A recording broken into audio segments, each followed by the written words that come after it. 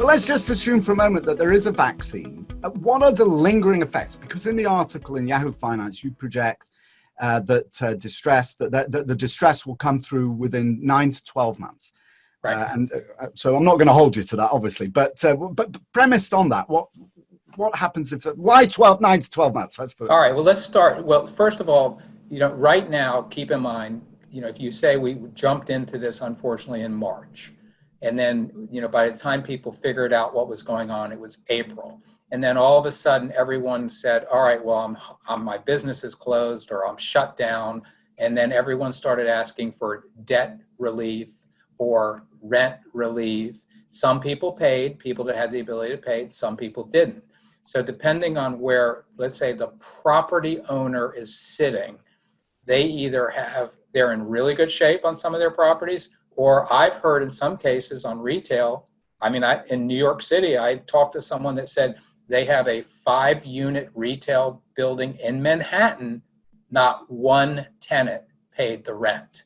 So of course they called their lender and they said, okay, well, I don't have my rent, so I can't pay you. What can we do? And the lender gave them, 3 months. So now we're coming up on those 3 months. So now, we're essentially, the lenders now have to make a decision. Are they going to work with these property owners? Are they going to foreclose on these property owners? What are they going to do? So that's why it will probably take another 3 to 6 months for them to figure out the debt holders on all these properties.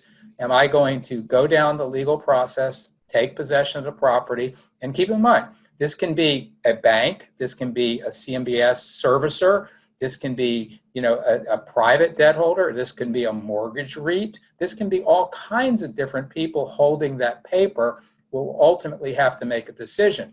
Now, so I also think a lot of them are thinking, should we sell the actual notes of the properties and not go through the foreclosure? That again would delay the process. So that's how I kind of come up with my, let's say 12, 6 to 18 months is sort of the range when some of these properties will start happening. Now, add one more thing. In the United States, most of the courts have been closed. So if you're going to go the eviction route or the foreclosure route, you're going to have to get in line. So I think all those elements really add up to why you're not seeing a wave of properties today, but you potentially will see them, in the near future.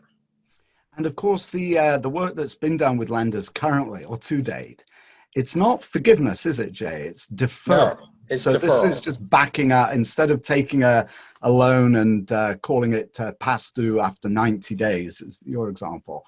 They're stalling, basically.